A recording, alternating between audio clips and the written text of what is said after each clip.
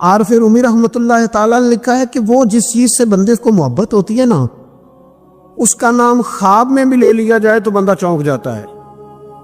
عارف رومی رحمۃ اللہ علیہ فرماتے ایک شخص بیمار ہو گیا تھا، کومے میں چلا گیا تھا، وہ کئی لوگوں نے کوششیں کی پر وہ شفا نہیں ہوتی تھی۔ باپ اس کا بہت بڑا آدمی تھا، مالدار تھا، تو اس نے ایک بڑے طبیب کو بلایا، اس نے کہا اس کا پتہ تو کرو معاملہ کیا، کیسے ٹھیک ہو سکتا ہے؟ تو وہ طبیب کہنے لگا کہ یہ نہ کسی سے محبت کرتا، جس سے محبت کرتا اس سے بچھڑ گیا ہے، اور اس غم میں اس کیفیت میں چلا گیا، دوائیاں شوائیاں اثر نہیں کریں گی۔ تو وہ کہنے لگا اب ہمیں تو پتہ بھی کوئی نہیں کس سے اس کا پیار ہے، کس دوست کی، کس محبوب کی جدائی میں یہ پریشان ہے، تو کیسے پتہ کریں؟ تو وہ طبیب سیانا تھا، اس نے کہا یہ کون کون سے ملکوں میں جا چکا ہے؟ اس نے ملکوں کے نام لیے، تو اس طبیب نے نا اس کے کان میں ان سارے ملکوں کا ذکر کیا۔ جب وہ والا ملک آیا نا تو ہلکا سا چونکا وہ کہنے لگا اب اس ملک کے اندر جتنے شہر ہیں ان کے نام بتاؤ۔ وہ شہروں کے نام لیے، تو جب وہ والا شہر آیا نا تو وہ ذرا تھوڑا سا نا اور چونکا، کچھ اس نے اب ہاتھ پیر بھی ہلانے شروع کیے، کہنے لگا اب اس شہر کے اندر جتنے محلے ہیں نا ان محلوں کے نام لو۔ اب وہ جو ایک ایک کر کے محلے کے نام لینے لگے، تو جب وہ والا محلہ آیا نا، شہر بغداد کی ہے نشانی، کچیاں لمیاں چیراں، شہر بغداد دے ٹکڑے منگساں تے کرساں میرا میرا۔ عارف رومی کہتے وہ جب اس محلے کا نام آیا نا تو وہ پورا چونک گیا۔ تھوڑے سے لوگ ہوتے تھے، تھوڑی سی آبادی ہوتی تھی، اس نے اس کے باپ سے کہا کوئی طریقہ اختیار کر، اس محلے میں بسنے والے جتنے لوگ ہیں نا ان لوگوں کی فہرست منگا۔ اس ملک سے، اس محلے سے ان لوگوں کی فہرست آئی۔ جب ایک ایک نام بولے جانے لگے، اور جب نام آیا نا محبوب کا، نا علمہ وچ پھسا سانو تو یار دی گل سوڑاس۔ اور جب نام آیا نا اس محبوب کا تو پہلے اس کے ہاتھ کانپے، پھر اس کی نظر پھڑکی، پھر اس کی آنکھوں میں آنسو آئے، اور پھر اس نے آنکھیں کھول کے ہاتھ تھاما اپنے باپ کا اور رو کے کہنے لگا بابو آیا ہے، وہ یہاں ہے، ملاقات ہو جائے گی۔ سے سمجھ آ گئی اس کی شفا کہاں ہے۔ میں کچھ دن پہلے ایک جگہ تعزیت، اور ڈرتا ڈرتا گیا تعزیت کرنے، پرانے جاننے والے تھے، دوستوں کا رشتہ تھا، تو میں ایک ہی بیٹا تھا، تو وہ مجھے پتا چلا کہ ٹرین ایکسیڈنٹ میں انتقال کر گیا، تو میں ڈرتے ڈرتے گیا کیونکہ معاملہ مشکوک تھا۔ اور جب میں تعزیت کے لیے اندر پہنچا تو ہمارے جو انکل تھے، جن کا وہ میرے دوست تھے، وہ ان کے کچھ عزیز کہنے لگا کہ حضرت جی آپ کے ساتھ والے باہر جا سکتے ہیں؟ تو میں نے کہا چلے جاتے۔ میں دوستوں کو گاڑی میں بھیج دیا، اور جب میں نے اس سے بات چیت کی، کہنے لگا میرا بیٹا ایکسیڈنٹ تو میں نے بنایا، وہ تو خودکشی کر کے مرا ہے۔ شادی کے 11 سال بعد خدا نے ایک بیٹا دیا تھا، اور مجھ سے غلطی یہ ہوئی، میں نے کہا میرے بیٹے کو تکلیف کوئی نہ آئے، اس کے منہ سے جو نکلا میں نے اسے دیا، جو اس نے مانگا میں نے دیا۔ کہتا ہے جو شخص 16,000 مہینے کا کمائے اور بیٹے کو 40,000 کا موبائل خرید کے دے، کہتے میں نے ہر سہولت اسے دی۔ پھر ایک امیر کی لڑکی سے یونیورسٹی میں پڑھتے ہوئے اس کا تعلق بنا، بچی کے میسج بھی میں نے اپنے موبائل، اس بچے کے موبائل میں دیکھے، اور اس لڑکے نے جو میسج سینڈ کیے وہ بھی میں نے دیکھے۔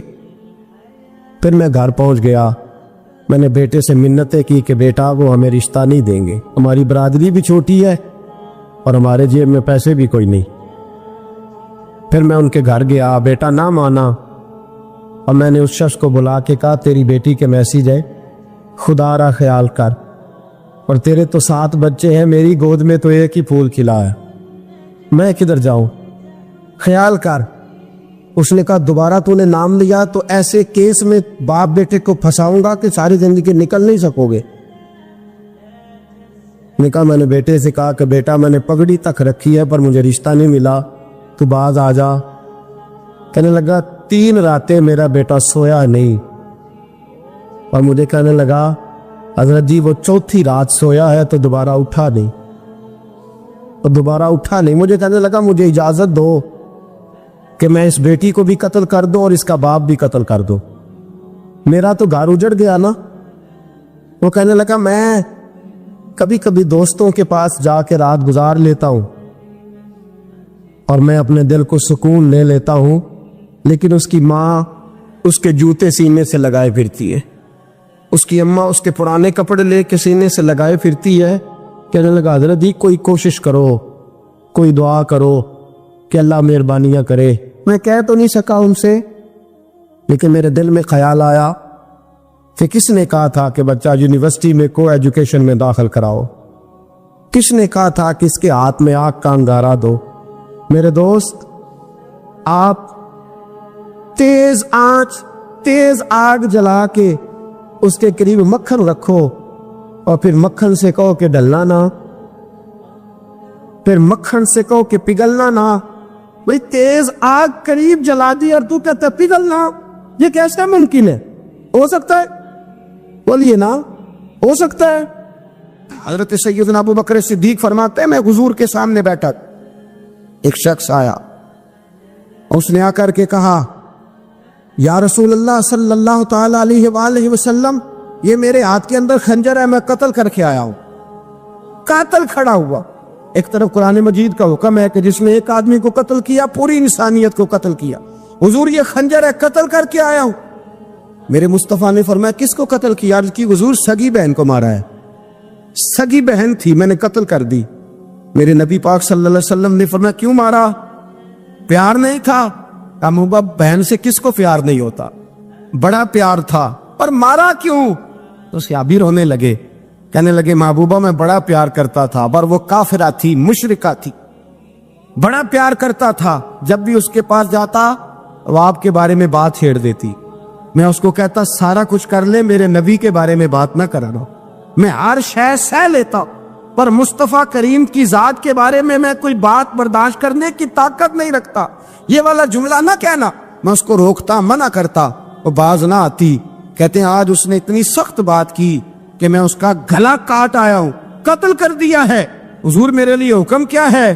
تو نبی پاک نے فرمایا جا، تیرے اوپر کوئی سزا نہیں، تو نے جو کیا ہے اچھا ہی کیا ہے، نہیں اچھا کر ڈالا ہے جو تو نے کیا ہے۔ ایک صحابی نابینا تھے، آنکھوں سے نظر نہیں آتا تھا، رشتہ کوئی نہیں دیتا تھا، معذور آدمی تھے، نکاح ہوا، شادی ہوئی، 2 بیٹے دیے اللہ، گھر بس گیا، بیوی کپڑے دھو کے دیتی، خدمت کرتی، روٹی پکا کے دیتی، بچے بڑے حسین تھے، اور وہ صحابی خود فرماتے ہیں، نابینا صحابی کہتے ہیں موتیوں کی طرح کے میرے بچے، جو بھی آتا آ کے کہتا تیرے موتیوں کی طرح کے لال ہیں۔ لیکن آپ فرماتے ہیں ایک صبح اعلان ہو گیا، مدینے میں شور ہو گیا کہ اس نابینا صحابی کی بیوی قتل ہو گئی، کسی نے خنجر کے دبایا، مر گئی ہے۔ کہتے ہیں اس کے لواحقین اکٹھے ہوئے، در رسالت مآب پہ آئے، آگے کہنے لگے حضور ہمارا قاتل ڈھونڈ کے دیں، ہماری بیٹی کو کس نے مارا؟ میرے رسول پاک نے مجمع پہ نظر ڈالی، فرمایا بھائی مجھے کہنے کی ضرورت نہ پڑے، اگر قاتل موجود ہے تو خود اٹھ جائے، خود اٹھے۔ وہ نبینا صحابی بیچ میں سے اٹھ کے کھڑے ہو گئے، کہنے لگے سونیا قاتل کوئی باہر نہیں، میں خود قاتل ہوں، میں نے مارا ہے، میں قاتل ہوں، میں نے مارا ہے۔ مصطفیٰ کریم سید عالم صلی اللہ علیہ وسلم نے فرمایا تجھے تو اس کی بڑی ضرورت تھی، بڑی حاجت تھی، تیری بیوی تھی، تیرا گھر سنبھالتی تھی، تیرے بچے تھے۔ صحابی عرض کرنے لگے حضور سارا کچھ ٹھیک تھا، پر وہ آپ کی بے ادب تھی، حضور اس کے آنے سے میرا گھر بس گیا، روٹی پکنے لگی، کپڑے ملنے لگے، اولاد ہونے لگی، میں دنیا پہ آ گیا، لیکن محبوبہ میں نے وہ سخ کیا کرنے ہیں جو تیری بے ادبی پر تعمیر کیے جائیں۔ یا رسول اللہ مجھے کیا حاجت اس چیز کی جس میں آپ کا پیار ہی نہ ہو، یا رسول اللہ آپ کی محبت ہی نہ، حضور میں نے قتل کر ڈالا ہے، مجھے بیوی نہیں چاہیے، مجھے وہ والی چاہیے جس کی زبان پر رسول اللہ کے نام کے ترانے ہو، جو حضور کی محفل کرنے والی ہو، نعت پڑھنے والی ہو، جو نبی پاک علیہ السلام کی ازواج کا، اولاد کا، بیٹیوں کا ذکر کرنے والی۔ مجھے وہ بیوی نہیں چاہیے جو بیوی بے ادبی کرے۔ میرے نبی پاک صلی اللہ علیہ وسلم نے محلے داروں سے پوچھا، فرمایا بات اس کی ٹھیک ہے؟ کہا حضور واقعی بے ادب تھی۔ نبی پاک نے فرمایا اٹھو پھر چلے جاؤ، اس نے انسان نہیں مارا، اس نے گستاخ رسول کو مارا ہے، اس نے ایک گستاخ رسول کو مارا ہے۔ بھائی یاد رکھیں نبی پاک کا پیار ایمان کا حصہ ہے، اس میں کوئی کمپرومائز نہیں۔ علامہ اقبال کہتے ہیں میں نے سارا دین پڑھا ہے، سارا قرآن پڑھا ہے،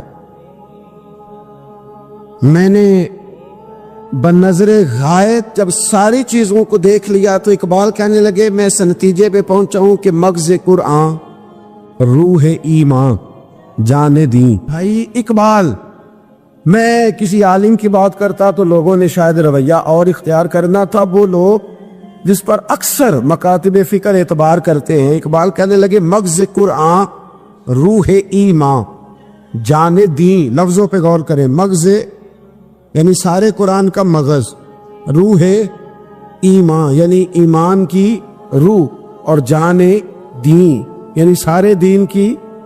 آپ دیکھیں ترتیب، مغز قرآن روح ایمان جان دین. اقبال جلدی بتاؤ وہ کیا ہے؟ تو اقبال کہنے لگے ہست حب رحمت للعالمین، ہست حب رحمت للعالمین. مغز قرآن روح ایمان اور جان دی. ہست حب، کہنے لگا میں تو سمجھا ہوں کہ قرآن کا مغز ایمان کی روح اور دین کی جان اگر ہے تو نبی پاک کی محبت کا نام ہے، رسول اللہ کی محبت کا نام ہے، نبی پاک کی محبت کا نام. حضرت عمر فاروق رضی اللہ تعالیٰ عنہ سے بڑا تو اصول پسند کوئی نہیں نہ ہوگا. یعنی بہت بڑا چودھری بھی اگر اپنی گلی کے اندر حضرت ابو سفیان جیسے لوگ مسلمان ہو گئے، کلمہ پڑھ لیا، اور جناب ابو سفیان رضی اللہ تعالیٰ عنہ نے اپنے گھر کے اندر نہ تھوڑی سی سامنے اینٹیں رکھ کے جگہ بنا لی، تو حضرت عمر کو پتہ چلا تو فرمایا جیسے بنائی ہے ویسے وہ کھیڑو بھی. آپ نے لوگوں کا رستہ تنگ کر دیا. اصول پسند آدمی، اصول کی بات آئے تو بیٹے کو بھی معافی نہیں، کسی کو معافی نہیں. بڑے اصول پسند تھے.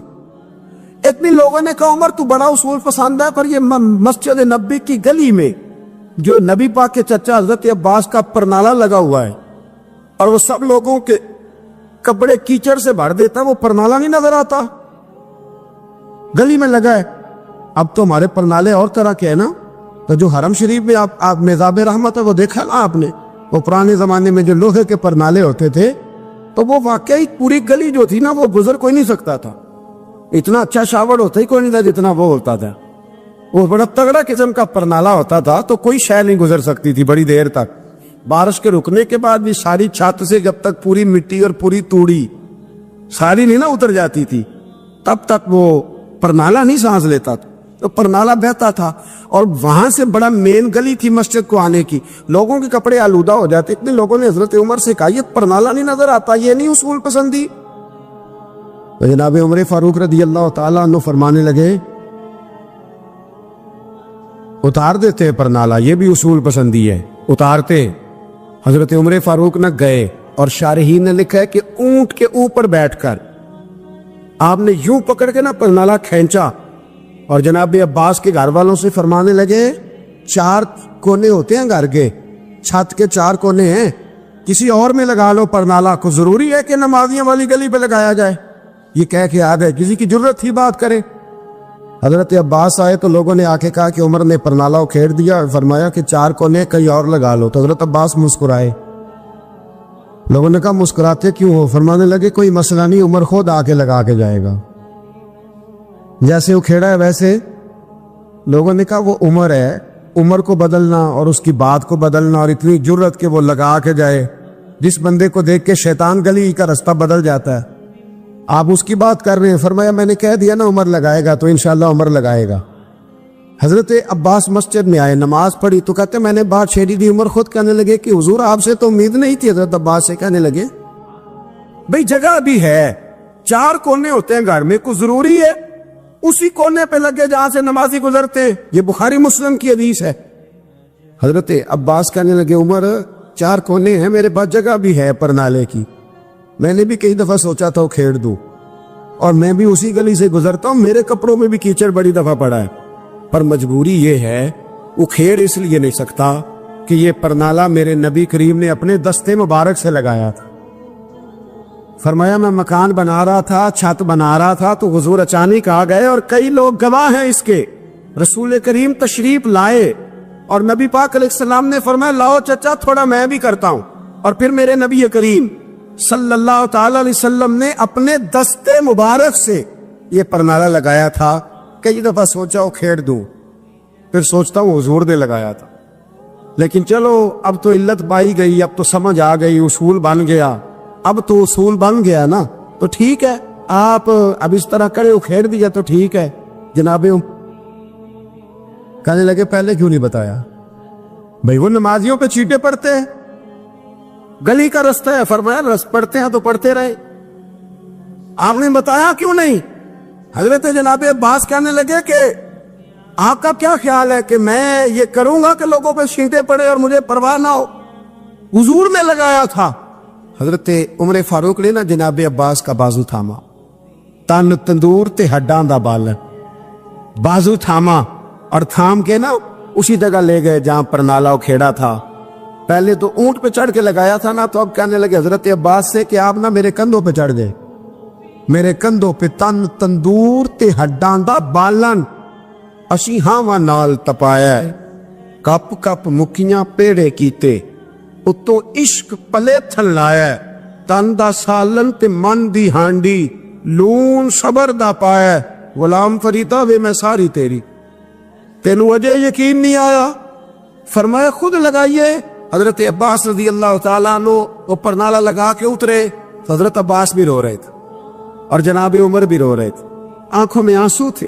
فرمایا ہم یہ نہیں دیکھیں گے کہ علت کیا ہے، وجہ کیا ہے، ہم تو یہ دیکھیں گے کہ رسول اللہ کی نسبت کیا ہے۔ نبی کریم علیہ السلام کے دستے مبارک لاٹ ہے، ساری وجوہات ختم ہو گئی۔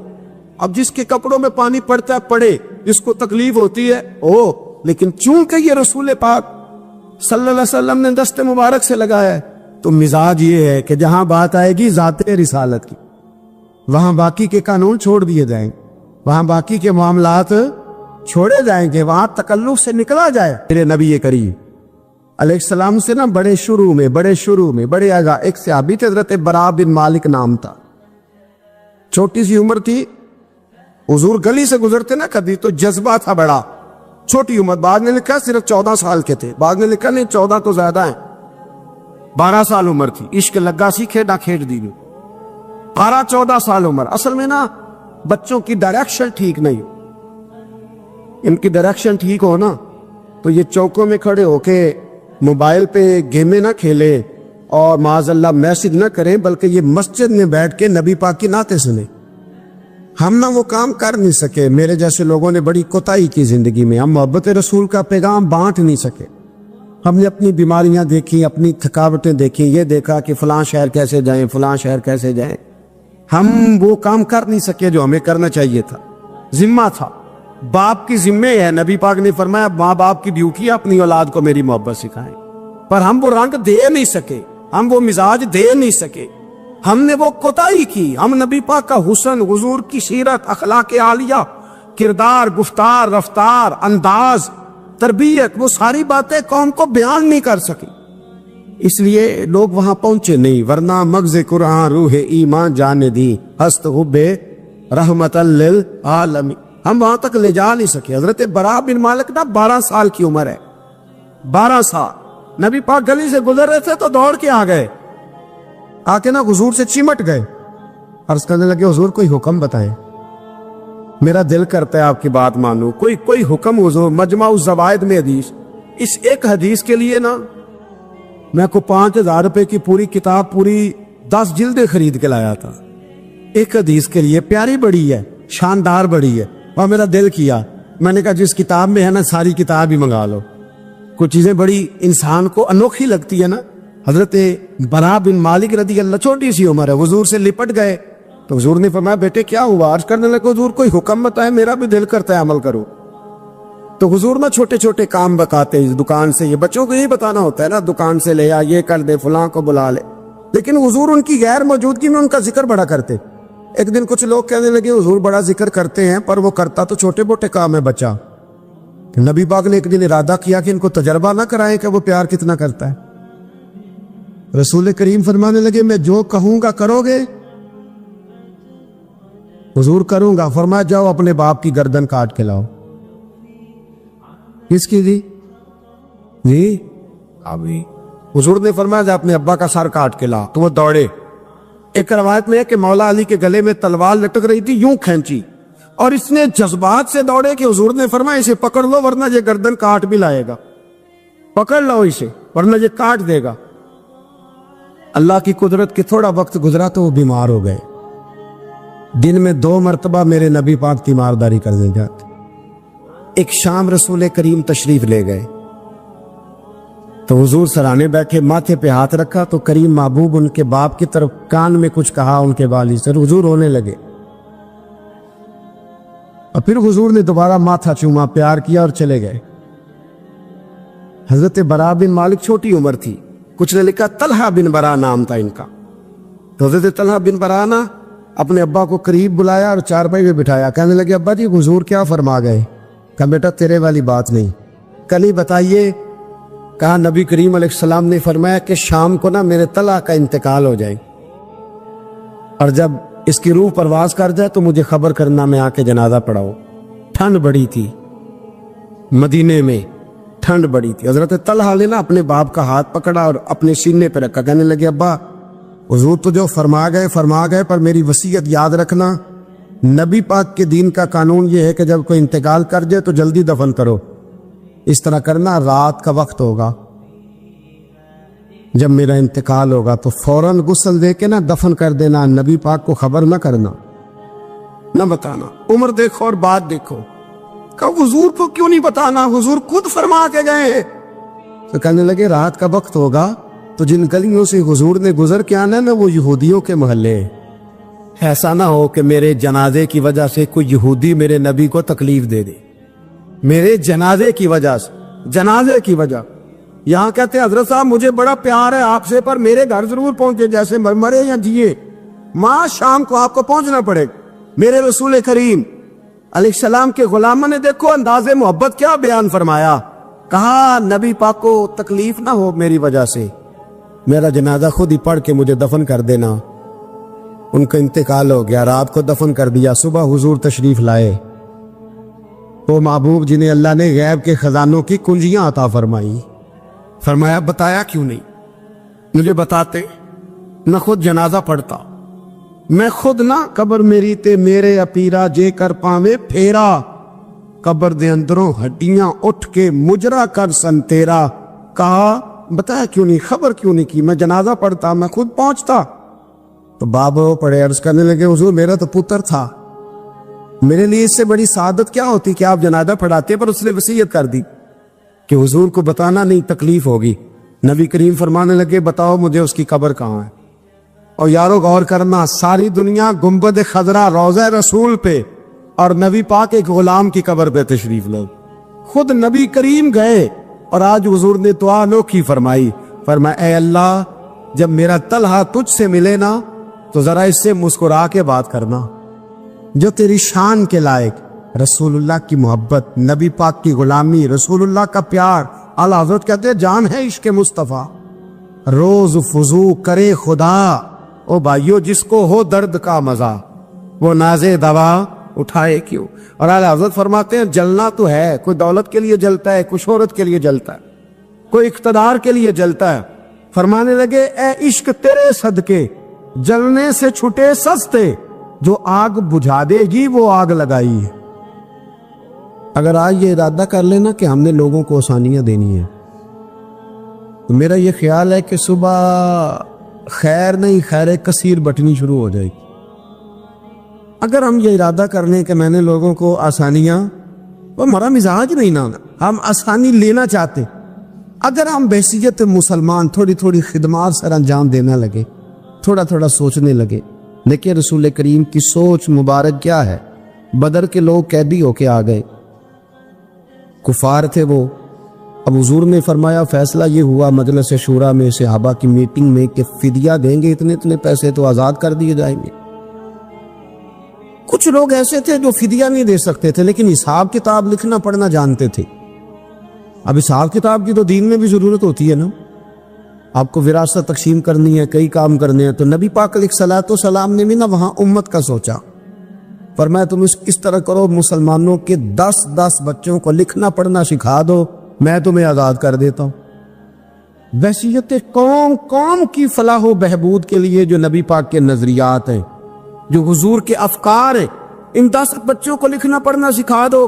یار میری سوچ ہمیشہ یہ رہتی ہے کہ میرے بچے لکھ پڑھ جائیں، یہ کیوں نہیں سوچتا کہ میرے محلے کے سارے بچے اگر پڑھ جائیں گے تو یہ محلہ پڑھے لکھے لوگوں کا محلہ کہلائے گا، میرے سمیت لوگ کہیں گے کہ بڑی شستہ آبادی ہے۔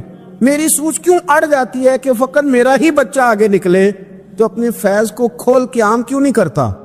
تو یہ کیوں نہیں سوچتا کہ جو شجرے سایہ دار ہوتا ہے نا میرے بھائی، وہاں جو بھی آتا ہے وہ پھل کھا کے جایا کرتا ہے، وہ جو بھی آتا ہے وہاں پھل کھاتا ہے۔ اپنے ایک ذہن بنائیں نفع دینے کا، ایک سوچ بنائیں کسی کا فائدہ کرنے کا، ارادہ کریں کسی کے کام آنے کا، کسی کے لیے بہتری کرنے کا، کسی کے لیے آسانیاں فراہم کرنے کا، کسی کو سہولت دینے کا۔ میرے رسول کریم سید عالم صلی اللہ علیہ وسلم نے توجہ دلاتے تھے۔ حضور علیہ السلام نے فرمایا درخت بھی لگاؤ، کھیتیاں بھی لگاؤ۔ یا رسول اللہ صلی اللہ علیہ وسلم کچھ ملے گا؟ تو حضور نے فرمایا اس کھیت سے، اس درخت سے جب تک کوئی جاندار فائدہ اٹھاتا رہے گا اللہ تمہارے نامہ اعمال میں نیکیاں درج فرماتا رہے۔ کوئی درخت ہی لگا دو، کچھ کاری دو۔ مامون غزنوی گزر رہے تھے تو بوڑھے کو دیکھا، اس کے ہاتھ کامتے ہیں تو پھر بھی وہ زمین کھود رہا ہے اور ایک درخت لگا رہا ہے۔ تو محمود غزنوی اس بوڑھے کو دیکھ کے نا تو بڑے حیران ہوئے، اس کے قریب گئے۔ تو دو قسم کی سوچیں ہوتی ہیں نا، ایک یہ سوچ ہوتی ہے کہ بڑا لالچی ہے، اس عمر میں بھی یہ کیا کر رہا ہے، یہ بھی سوچ ہوتی، اور ایک سوچ یہ ہوتی ہے کہ یار کتنا بھلا آدمی ہے، دیکھو اب بھی محنت کر کے گزر رہا۔ سوچ ہی ہے نا، منفی کر لیں یا مثبت کر لیں۔ تو محمود غزنوی آگے بڑھے اور آگے بڑھ کے نا تو آپ اس بوڑھے سے کہنے لگے کہ بابا یہ کیا کر رہے ہو؟ تو کہنے لگے میں درخت لگا رہا ہوں۔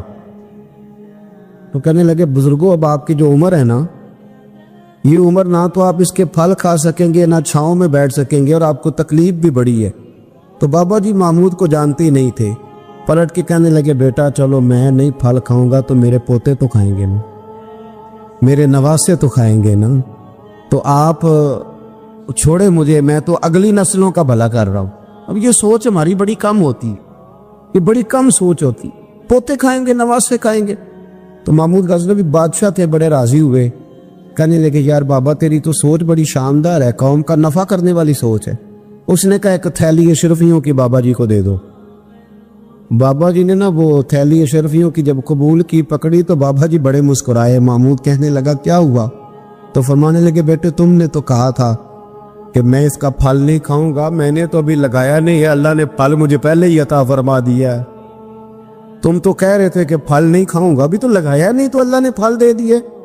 محمود بڑا راضی ہوا، اس نے کہا یار بابا تو بڑی اونچی سوچ کا مالک ہے، ایک تھیلی اور دو بابا جی کو، اور دے دو ایک تھیلی۔ ایک اور تھیلی دی بابا جی کو تو بابا جی پھر ہنسے، کہنے لگے محمود میرا خلوص دیکھ، میں اللہ کے بندوں کا نفع کرنا چاہتا تھا نا، تو میں نے ابھی لگایا نہیں۔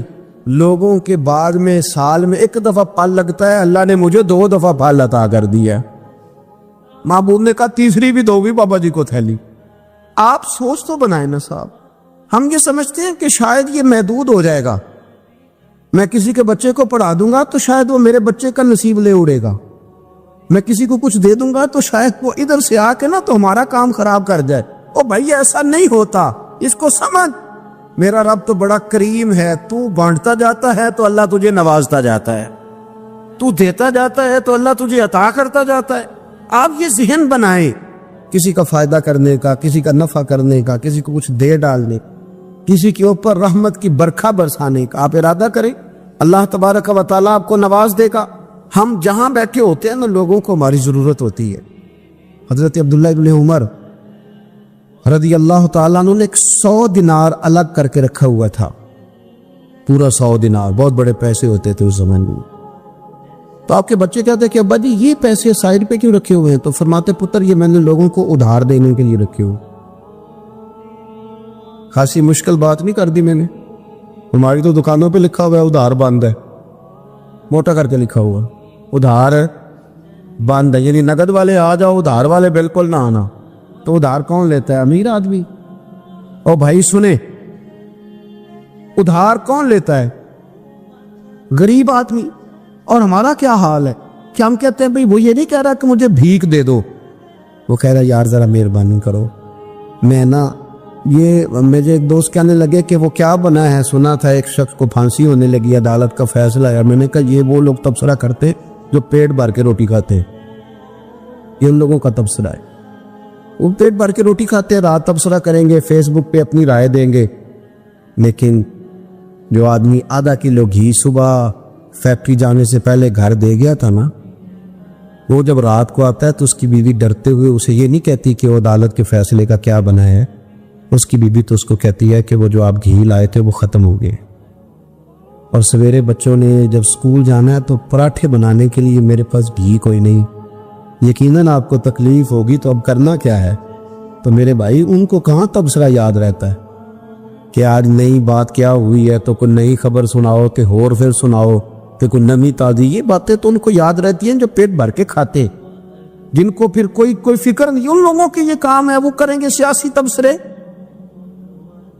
وہ کسی شخص نے کیا خوب کہا تھا کہ غربت نے میرے بچوں کو تہذیب سکھا دی، اب سہمے ہوئے رہتے ہیں شرارت نہیں کرتے۔ غربت نے میرے بچوں کو تہذیب سکھا دی، وہ اب سہمے ہوئے رہتے ہیں، وہ شرارت نہیں کرتے۔ وہ نہیں شرارت کرتے اس لیے کہ وہ تو کونے میں لگے بیٹھے ہیں کہ کسی غریب کا کھلونا نہ ہمارے ہاتھ سے ٹوٹ گیا، وہ سہمے ہوئے رہتا ہے، وہ شرارت نہیں کرتے۔ تو میرے عزیز، حضرت عبداللہ ابن عمر 100 دینار ہے، ابا جی یہ کس لیے ہے؟ تو فرماتے یہ میں نے ادھار دینے کے لیے رکھا ہوا ہے۔ حضور کیا مطلب؟ فرمایا میرے نبی پاک علیہ السلام نے فرمایا ہے کہ کسی بندے کو تم نے اگر قرض لینا ہو نا تو وہ غریب ہو تو اس پر تم آسانی کرنا، اور جتنے پیسے تم نے لینے ہوئے اگر وہ تنگ دست ہو تو آسانی کرنا۔ فرمایا جتنے پیسے تم نے لینے ہوئے جتنے دن گزر گئے اللہ روزانہ اتنے پیسے صدقہ کرنے کا تمہیں ثواب عطا فرمائے گا۔ تو میں نے یہ غریبوں کی مدد کے لیے رکھے ہوئے ہیں۔ کوئی غریب لے جاتا ہے اپنا کام چلا لیتا ہے، پھر وہ واپس کر دیتا ہے تو میں کسی نئے کو دے دیتا ہوں، تو اپنا کام چلا لیتا ہے۔ یارو ہاں کچھ لوگ ایسے ہوتے ہیں جن کے جنازوں پہ لوگ آ کے بتاتے ہیں، جنازوں پہ آ کے بتاتے ہیں کہ جب میری بیٹی کی شادی تھی تو یہ بابا رات کی تنہائی میں آیا تھا۔ جنازوں میں آ کے لوگ بتاتے ہیں کہ ہاں فلانی سردیوں میں جب میرے کپڑے میرے پاس موجود نہیں تھے تو یہ آیا تھا مجھے جوڑا دینے۔ اور پھر لوگ بہت بڑے پروفیسر، لیکچرار، عالم فاضل آ کے بتاتے میرے پاس کتابوں کے پیسے کوئی نہیں ہوتے تھے، اور یہ مرد کلندر تھا جو ہر امتحان سے پہلے آتا تھا اور آ کے مجھے کہتا تھا کہ یہ پیسے رکھ لو، کوئی نہیں میں لے لوں گا، واپس ہو جائے گا۔ یار آپ کسی کو آسانی دینے کا ارادہ تو کریں۔ مسلم شریف کی حدیث ہے، میرے رسول کریم سید عالم صلی اللہ تعالی علیہ وسلم نے ارشاد فرمایا کہ تاجر قیامت میں اللہ کی بارگاہ میں کھڑا کیا جائے گا تو اللہ فرمائے گا جاؤ میں نے تمہیں جنت دے دی، جاؤ جنت میں۔ تو پتہ تو سارا ہے نا سردار نو کیتی ہیں، تو وہ اللہ کے حضور حاضر ہو کے عرض کرے گا مالک میں تو اپنی خطائیں جانتا ہوں کتنی زیادہ، اللہ میں تو مستحق نہیں تھا، تو میرے مالک یہ جو کرم ہوا ہے اس کا سبب پوچھ سکتا ہوں؟ سبب کیا ہے اس کرم کا، اس رحمت کا؟ تو رب کریم ارشاد فرمائیں گے کہ جب تم نے دکان پہ جو سیل مین رکھے ہوئے تھے، جب تم ان کو بیچتے تھے لوگوں سے پیسے لانے کے لیے، کیا ریکوری کرنا کہتے ہیں کہ گرائی بھی عقید ہے، تو وہ جب تم بھیجتے تھے لوگوں کو تو کیا کہہ کے بھیجتے تھے؟ ذرا بتاؤ تو صحیح، تاجر ہے، سادہ آدمی ہے، تو وہ کہتا ہے اللہ میرے دل میں تیرے بندوں کا بڑا خیال تھا تو میں یہ کہہ کے بھیجا کرتا تھا کہ جس کے پاس ہوئے اسے لے لینا، اور جو تنگ دست ہوا نا اسے تنگ نہ کرنا، اگلی دفعہ لے لیں گے۔ تو رب کریم فرمائے گا تو میرے بندوں پہ آسانیاں کرتا تھا تو میں تیرے اوپر آسانی نہ کروں؟ یہ مسلم شریف کی حدیث ہے، میں آسانی نہ کروں؟ وہ تیرا یہ لفظ کہ جو تنگ دست ہے اسے وسعت دے دو، کوئی نہیں کل پرسوں ترسوں آ جائے گے۔ فرمایا بس اسی کی برکت سے آج میں نے تجھے جنت دینے کا ارادہ کر لیا۔ میں کبھی کبھی محسوس کرتا ہوں ہمارے احساسات میں تیزی کے ساتھ تنگی آئی ہے، سوچ کا دائرہ کار محدود ہوا، محدود۔ یہ ہم تھوڑے سے مذہبی لوگ ہیں نا، ہر آدمی کا اپنا شعبہ ہوتا ہے، آپ کا بھی شعبہ ہوگا۔ لوگ کہتے ہیں حضرت جی ٹائم دے دے، سیالکوٹ میں فلانی جگہ پہ محفل کرنی ہے، تو میں کہتا ہوں کہ یار وہاں محفل ہوتی ہے وہیں آ جانا۔ کہتے نہیں ہم نے اپنی کرنی ہے، تو میں کہتا ہوں وہ کس کی ہے؟ یعنی وہ جو آپ نے اپنی کرنی ہے، یعنی اس مسجد میں آپ آئے تھے تو اب آپ اس مسجد میں بھی آئیں، تو صاحب میں آپ کے محلے میں آتا جی وہ مسجد جو تھی نا وہ جنوب والی تھی، اب شمال والی میں ٹائم دے، وہ ان کی مسجد میں آپ آئے تھے، فلاں علامہ صاحب کی ہماری تو نہیں آئے. اور میں نے کہا یار بس کرو، مسجدیں بھی اب تقسیم ہونے لگ گئی ہیں، یہ بھی تقسیم ہوگی کہ وہ اس کی ہے اور یہ اس کی ہے. یعنی آپ اندازہ کریں کہ ہماری یہ سوچ ہے کہ اس میں بھی کہیں کوئی ایسا عنصر نہ ہو کہ کوئی اجتماعیت کہیں نظر آ جائے. اور یار ایسے تو نہ کرو، یہ ایک مذہبی اجتماع ہوتا ہے، اس کے اندر بھی لوگ کہتے ہیں کہ انتظامیہ دعوت دے گی. یہ کس کے دین کا کام ہو رہا ہے؟ اللہ اور اس کے رسول کے. تو اس کی انتظامیہ کچھ 6 بندوں پہ مشتمل ہونی چاہیے کہ ساری امت انتظامیہ ہونی چاہیے. لیکن ہم نے نا یہاں بھی تقسیم کرنی، یہاں بھی گروہ بندی کرنی، یہاں بھی ہمارا مزاج اور طرح کا بن گیا. اگر آپ کا دل بڑا ہو جائے، تھوڑا اللہ کے بندوں کو آسانی دے. میں کہا کرتا ہوں جنت بہت بڑی ہے میرے بھائی، مہربانی کر ذرا دوسرے کو بھی جگہ دے، وہ بھی جنت میں داخل ہو جائے.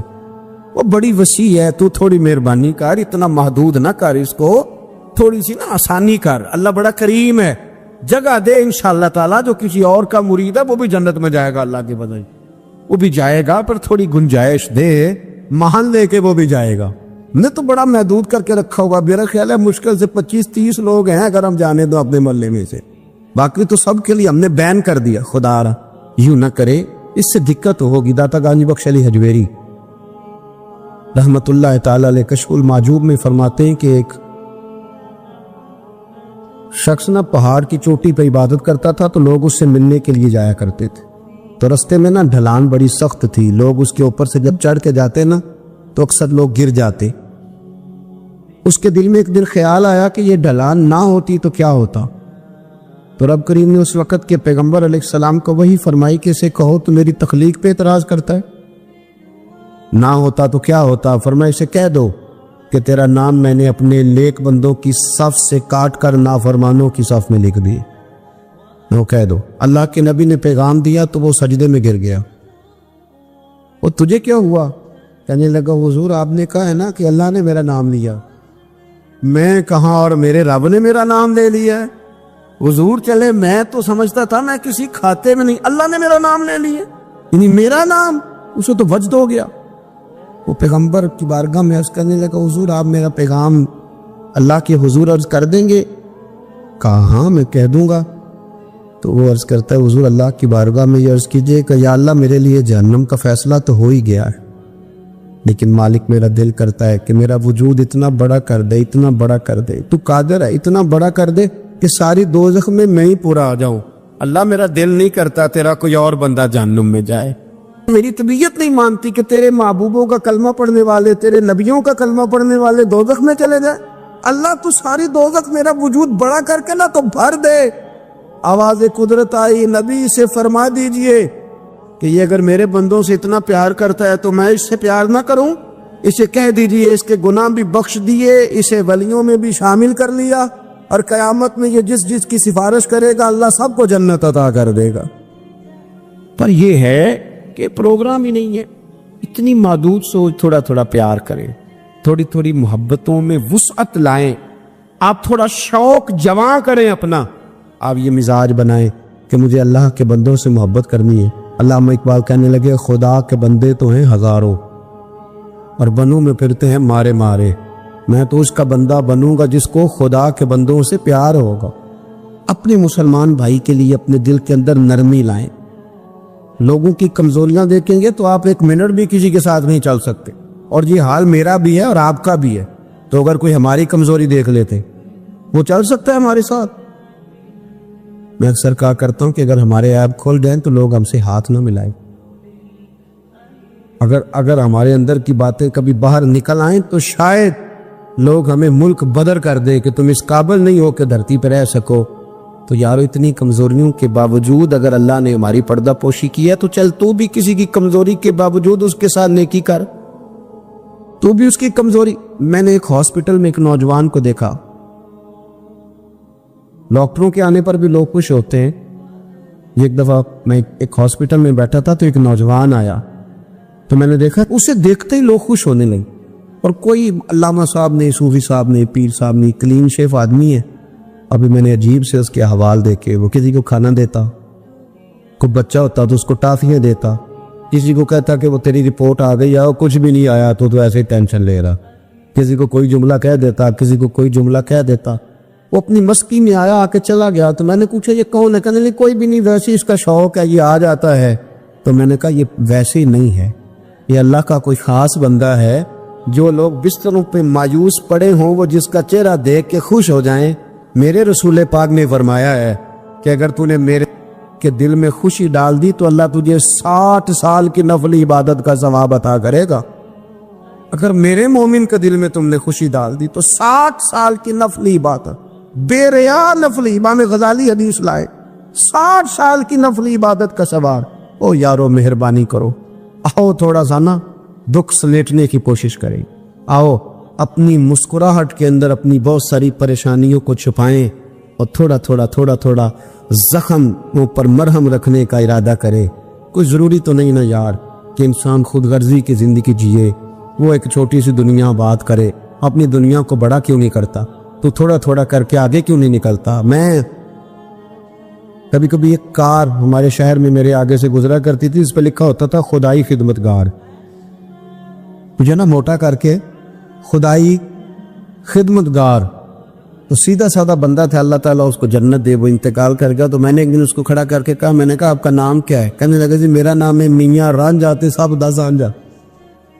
او میں نے کہا یہ کون سا نام ہوا؟ کہنے لگا جی میری خواہش ہوتی ہے کہ کوئی مینوں کام دسے، تو میں نا دفتروں میں ملتا ہوں اللہ کے بجے. میاں رانجھا تے صاحب دا سانجھا، لیکن میاں رانجھا واقعی سانجھا تھا. بڑے لوگوں نے گہرے آنسو بہائے اس کے جانے پر، بڑا لوگوں نے اس سے پیار کیا، بڑی لوگوں نے اس کے ساتھ محبت کی. سنگیو دیکھو تھوڑا کر کے اگر ہلکا پھل، یار ہمارا ہوتا ہے تعلق، ہمارا تعلق ہوتا ہے، ہمارے ٹیلی فون پہ کچھ کام ہو سکتے ہیں، ہماری طبیعت ہوتی ہے. بہت سارے لوگ ایسے ہوتے ہیں جو بیچارے مجبور ہوتے ہیں، اگر ہم جائز سفارش کر دیں تو ان کا نفع ہو سکتا ہے، لیکن چونکہ مزاج نہیں. مجھے ایک بات بتائیں دیانتداری سے کہ اگر آپ کے پاس محلے کا کوئی شخص آ تو آپ نے کہا جی نہیں میں نے کبھی کسی کو کام نہیں بتایا، تو آپ نے اس بندے کو دھتکار دیا، تو وہی مسئلہ اگر آپ کے بیٹے کا بن جائے. کر نہ دلیری، اب تو کہہ کہ میں نے کبھی کسی کو کام نہیں بتایا، تو کہہ الجھا رہنے دے بیٹے کو، تیرا پتہ چلتا ہے کہ تو بڑا خوددار ہے، نے کبھی کسی کو کام نہیں کہا. کہہ ذرا کر بات. میں اور آپ اس نبی کے ماننے والے ہیں، اس پیغمبر کے کہ حضرت بلال کہتے ہیں کہ بی بی کا تیل بہ گیا تھا، زمین پی گئی تھی تو وہ رو رہی تھی. میرے رسول کا نام بھی نہیں پوچھا، غریب سی عورت ہے، یہودی کی ملاد، اور یہاں کیوں کھڑی ہو، کیوں رو رہے ہو؟ عرض کرنے لگی وہ میں تیل لینے آئی تھی 4-5 دینار کا، تو وہ ایڈی میری لگی ہے کسی پتھر سے تو بہ گیا ہے، تو زمین پی گئی ہے. میرے نبی پاک نے فرمایا بلال جا گھر سے پیسے لا، اسے دے تاکہ تیل خرید لے. اس نے تیل خرید لیا تو اس کو دیا، تو پھر رونے لگی اب کیوں روتی ہو؟ تو کہنے لگی مار تو اب بھی پڑ جائے گی، میں غریب ہوں تو میری مالکن کہے گی تو دیر سے کیوں آئی. حضرت بلال کہتے ہیں قربان جاؤں وہ نبی جن کے استقبال کے لیے 70 ہزار فرشتے معراج کی رات آسمان کے دروازوں پہ کھڑے رہے، وہ پیغمبر جن کی زیارت کے لیے انبیاء دعائیں مانگیں، وہ محبوب جن کو اللہ پیغام بھیجے کہ محبوب آجا رب تیری ملاقات کا شوق رکھتا ہے، وہ محبوب فرمانے لگے چل نہ بتا تیرا گھر کہاں ہے، میں تیری سفارش کر کے آتا ہوں. حضرت بلال کہتے سادے کپڑے، کوئی جانتا نہیں، کوئی نام نہیں، پرانا سا دوپٹہ، بی بی آگے اور مدینے والے رسول پیچھے، وہ سارا مدینہ گزار کے لے گئی. تیری صورت تیری سیرت زمانے سے نرالی ہے، اور تیری ہر ایک ادا پیارے ادائے بے مثالی ہے. کہتے لے گئی وہ سارا کچھ گزار کے، اور یہودن کے دروازے پہ لے کے چلی گئی. حضور کو تھوڑا ہی عرصہ ہوا تھا مدینہ شریف تشریف لائے، دروازے کو دستک بھی، وہ باہر آئی تو محبوب نے بس نہ یوں آنکھیں ذرا اٹھائیں تے پہلی نظری لوٹ لے ماہی تیرے ہار شگارا، قاتل نین تے ناگن زلفاں پئیاں مارن دوروں ہی ماراں، تے کسے نو کول نہ پھٹکن دتا تیرے حسن دے پہرے داراں. آزم تو کلا ہی نہیں ہے تے ہوئے پھر قتل ہزاراں.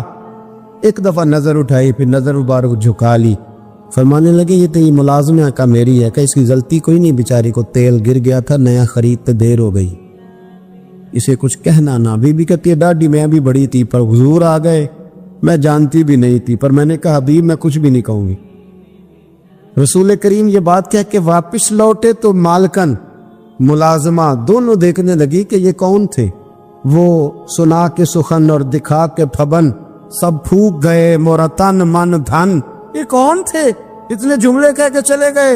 हजरत बिलाल कहते मैं पीछे था तो उसने मेरा पल्लू थाम लिया, कहने लगी गुलाम ये कौन थे? तो कहा आप नहीं जानती, यही तो रसूल करीम है। दौड़ के हुजूर के करीब गई और जाके कहने लगी महबूबा दरवाजे तक आए हो तब करम फरमाओ ना, हमें कलमा ही पढ़ाते जाओ। हमने तो ये अंदाज ही पहली दफा देखा है। और मेरे भाई सिफारिश हम भी करते हैं, पर यहाँ बंदा तगड़ा होना चाहिए और यहाँ हमारा बड़ा करीबी होना चाहिए, मुसलमान समझकर, आम आदमी समझकर, रसूलुल्लाह के गुलाम समझकर, उसकी शान पहचान कर थोड़ा थोड़ा आगे बढ़े। आंसू पूछने वाले लोग थोड़े रह गए, तंज करके तनकीद करके गुजरने वालों की तादाद बढ़ती जा रही, तारीफ करने वाले लोगों की तादाद महदूद होती जा रही, तनकीद करने वाले लोग बहुत ज़्यादा हो गए।